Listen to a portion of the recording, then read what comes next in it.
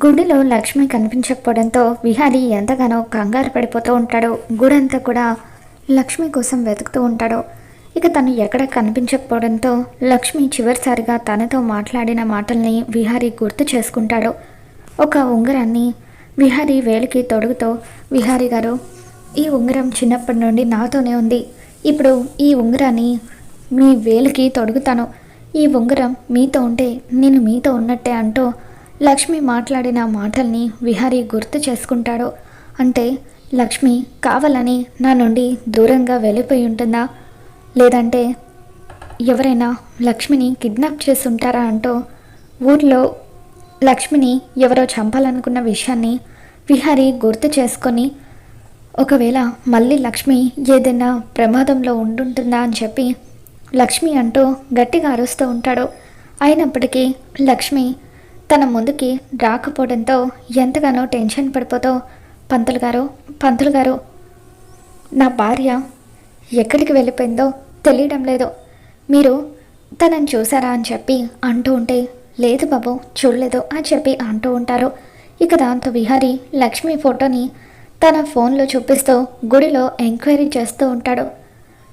ఇకప్పుడు ఒక పెద్దావిడ, ఇందాక ఈ అమ్మాయి అక్కడ ఒక అతనితో మాట్లాడుతూ ఉంటే చూశాను బాబు, ఆ తర్వాత మళ్ళీ తను నాకు కనిపించలేదు అని చెప్పి అంటూ ఉంటే విహారీ లక్ష్మి ఎవరితో మాట్లాడుంటుంది అని చెప్పి ఆలోచిస్తూ ఉంటే గుడిలో ఒక సీసీటీవీ ఫుటేజ్ విహారీకి కనిపిస్తుంది. ఇక వెంటనే ఆ ఫుటేజ్ ఆపరేటర్ దగ్గరికి వెళ్ళి, ఎక్స్క్యూజ్ మీ, నా భార్య కనిపించడం లేదు, ఒక్కసారి ఆ ఫుటేజ్ నేను చూడొచ్చా అని చెప్పి విహారీ అడుగుతూ ఉంటాడు. ఇక విహారీ రిక్వెస్ట్ చేయడంతో సరే సార్ చూడండి అని చెప్పి అతను ఫుటేజ్ని విహారీకి చూపిస్తూ ఉంటే అందులో లక్ష్మి చారుకిసాతో మాట్లాడడం విహారీ చూసేస్తాడు. ఇదేంటి, మావయ్య గుడికి వచ్చాడా, మరి నన్ను కలవకుండా కేవలం లక్ష్మిని మాత్రమే కలిసి మావయ్య ఏం మాట్లాడుంటాడు, అసలు లక్ష్మి మావయ్యని గుడికి ఎందుకు పిలిచి ఉంటుంది అని చెప్పి మావయ్యతో కలిసేమైనా లక్ష్మి ఇంటికి వెళ్ళిపోయి ఉంటుందా, అసలు నాకు చెప్పకుండా అలా తను ఒంటరిగా వెళ్ళాల్సిన అవసరం ఏంటి అని చెప్పి విహారీ ఆలోచిస్తూ ఇంటికి బయలుదేరి వెళ్తూ ఉంటాడు. మరోవైపు సహస్రని పద్మాక్షి ఒక చోటుకి తీసుకుని వెళ్తూ ఉంటుంది.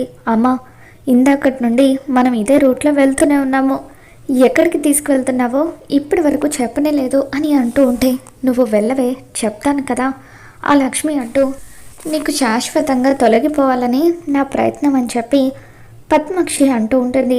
ఇక దాంతో సహస్ర కార్ని డ్రైవ్ చేస్తూ ఉంటుంది. ఇక అలా సహస్ర పద్మాక్షి ఇద్దరు కూడా ఆ కారులో వెళ్తూ ఉండగా మరోవైపు లక్ష్మి ఏడుస్తూ ఎయిర్పోర్ట్కి వెళ్తూ ఉంటుంది.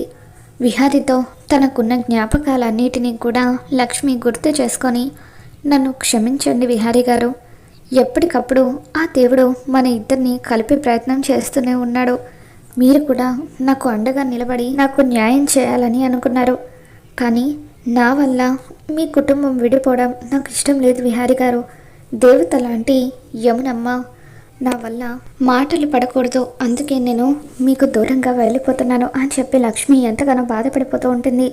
మరోవైపు విహారీ ఇంటికి వస్తాడు. ఇంటికి వచ్చిన తర్వాత లక్ష్మి లక్ష్మి అని చెప్పి పిలుస్తూ ఉంటే అప్పుడు యమున, ఏంట్రా లక్ష్మి, నువ్వు ఇద్దరు కలిసి వస్తానని చెప్పారు కదా, మరి నువ్వొచ్చి లక్ష్మిని పిలుస్తున్నావేంటి, నాకేం అర్థం కావడం లేదు అని చెప్పి యమున కంగారు పడిపోతూ ఉంటుంది. ఇక దాంతో విహారీ చారుకేశ మావయ్యని పిలువమ్మా అని చెప్పి అంటూ ఉంటే చారుకేశ అక్కడికి వస్తాడు. మావయ్య, లక్ష్మి గుడి నుండి నీతో పాటు ఇంటికి వచ్చింది కదా, ఒకసారి తనని పిలువు అని చెప్పి అంటూ ఉంటే, ఏంటి విహారీ, లక్ష్మి నాతో పాటు రావడం ఏంటి, లేదు నాతో రాలేదు అని చెప్పి అంటూ ఉంటాడు. ఇక దాంతో విహారీ, మావయ్య గుడిలో నువ్వు లక్ష్మి ఇద్దరు మాట్లాడుకోవడం నేను సీసీటీవీ ఫుటేజ్లో చూశాను, ప్లీజ్ మావయ్య దయచేసి నాతో ఆటలు ఆడకండి, నన్ను కంగారు పెట్టకండి, లక్ష్మిని పిలవండి మావయ్య అని చెప్పి విహారీ అంటూ ఉంటాడు. ఇక దాంతో చారుకేశ కన్నీళ్ళు పెట్టుకుంటూ, లేదు విహారీ, లక్ష్మి నిజంగా ఇంట్లో లేదు అని అంటూ ఉంటే, నేను నమ్మనంటూ విహారీ ఇల్లంతా కూడా వెతుకుతాడు.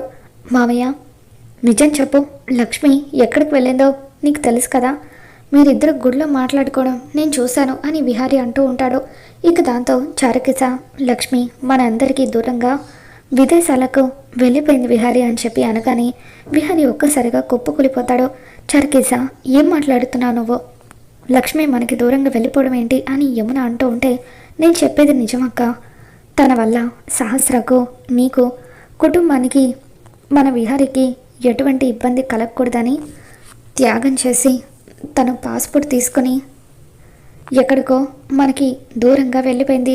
ఎక్కడికి వెళ్తున్నావమ్మా అని నేను అడిగినా సరే నాతో చెప్పలేదు. ఈ విషయం ఎవరితోనైనా చెప్తే తన మీద ఒట్టని నాతో చెప్పింది.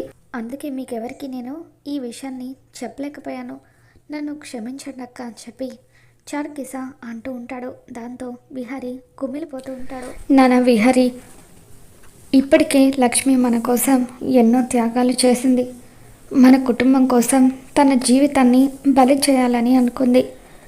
ఇక తను బాధపడింది చాలు నాన్న. ఎప్పటికైనా లక్ష్మియే ఈ ఇంటి కోడలు. తను ఎక్కడున్నా సరే వెళ్ళి తీసుకురా అని చెప్పి యమున విహారీకి చెప్పడంతో సరే అమ్మా అంటూ విహారీ కారులో లక్ష్మిని వెతకడం కోసం అని చెప్పి బయటకు వెళ్తూ ఉంటాడు. ఇక అలా బయట అంతా కూడా విహారీ లక్ష్మి కోసం వెతుకుతూ ఎయిర్పోర్ట్కి బయలుదేరి వెళ్తూ ఉంటాడు. ఎలాగైనా సరే లక్ష్మిని ఆపాలి, ఎట్టి పరిస్థితులను లక్ష్మిని నేను దూరం చేసుకోను అని చెప్పి విహారీ అనుకుంటూ అలా వెళ్తూ ఉండగా సుభాష్ దగ్గర పనిచేసే రౌడీ విహారీ కార్ చూసి గుర్తుపట్టి, అన్నా ఆ విహారీ గడు ఇటువైపే వెళ్తున్నాడన్నా, ఇప్పుడు వాడి కార్ చూశాను అని చెప్పి అంటూ ఉంటే, మంచి పని చేశారా, ఇప్పుడే నేను మన వాళ్ళని తీసుకుని అటువైపుగా వస్తున్నాను అని చెప్పి సుభాష్ తన రౌడీలతో కలిసి విహారీ వెళ్తున్న చోటుకి వస్తాడు. ఇక అలా తన కార్కి సుభాష్ తన కార్ని అడ్డం పెడతాడు. తర్వాత కొంతమంది రౌడీలు కార్ల నుండి కిందకు దిగుతారు.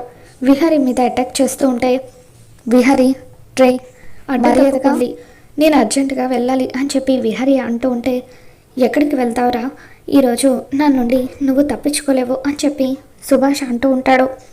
గతంలో ఎన్నోసార్లు నీ వల్ల నేను బాధపడ్డాను, ఈరోజు నీ చావు తథ్యం అని చెప్పి అలా సుభాష్ విహారీని చితక్కొడుతూ ఉంటాడు. విహారీ లక్ష్మి గురించి ఆలోచిస్తూ ఎంతగానో బాధపడిపోతూ ఉంటాడు. లక్ష్మి ఫ్లైట్లో ఈ పాటికి విదేశాలకు వెళ్ళిపోయి ఉంటుందా అని చెప్పి విహారీ చాలా బాధపడిపోతూ ఉంటాడు. ఇక రౌడీలో రక్తం వచ్చేలాగా విహారీని చితక్కొడుతూ ఉంటారు. అప్పుడే లక్ష్మి అటువైపుగా వస్తుంది. రౌడీలో విహారీని చితక్కొడుతూ ఉంటే ఒక పెద్ద కర్ర తీసుకొని రౌడీలందరినీ కూడా లక్ష్మి చితక్కొట్టి విహారీని కాపాడుతుంది. అలా రక్తపు మడుగులో పడి ఉన్న విహారీని చూడగానే లక్ష్మి ఎంతగానో బాధపడిపోతూ ఉంటుంది.